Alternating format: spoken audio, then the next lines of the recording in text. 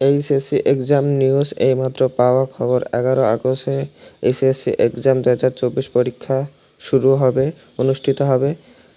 এর আগে 4 তারিখ পর্যন্ত স্থগিত করা হয়েছে। 4 তারিখে পরীক্ষাটি অনুষ্ঠিত হওয়ার কথা ছিল, কিন্তু বিভিন্ন জটিলতার কারণে এই পরীক্ষাটি অনুষ্ঠিত হচ্ছে না। আবারও 10 তারিখ পর্যন্ত স্থগিত করেছে। 11 তারিখ থেকে পরীক্ষাটি আবারও শুরু হবে। কিন্তু আরেকটি এইচএসসি এক্সাম পরীক্ষার্থীদের জন্য একটি গুড নিউজ, সেটা হচ্ছে পুরাতন যে শিক্ষামন্ত্রী ছিল সেই শিক্ষামন্ত্রী বলছে যে আপনাদেরকে অটো পাস করিয়ে দেওয়ার জন্য, কিন্তু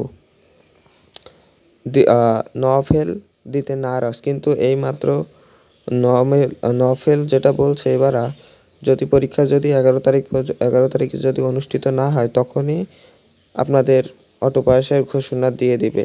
তো অনেকে কেউ অটো পাস চান, এই বিষয়ে কমেন্টে জানাতে পারেন। তো অটো পাসটি খুবই অনেকে গুরুত্বপূর্ণ। অনেকে বলছেন ভাই অটো পাস দিবে কি না, এই বিষয়ে একটা ভিডিও বানান, এসব বিষয়ে।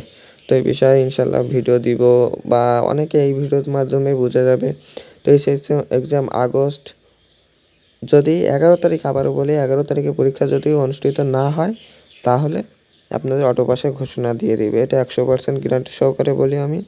তো এরকম আরও নিউজ পেতে আমাদের চ্যানেলটি সাবস্ক্রাইব করে রাখতে পারেন, পাশে থাকা বেল আইকনটি বাজিয়ে রাখতে পারেন। আমরা এইচএসসি এক্সামের সকল আপডেট দিয়ে থাকি, এবং আমাদের চ্যানেলটি সাবস্ক্রাইব করে আমাদের পাশেই থাকতে পারেন 5 মিনিট ক্লাসের। তো চ্যানেলটি সাবস্ক্রাইব করে রাখুন। ধন্যবাদ সবাইকে।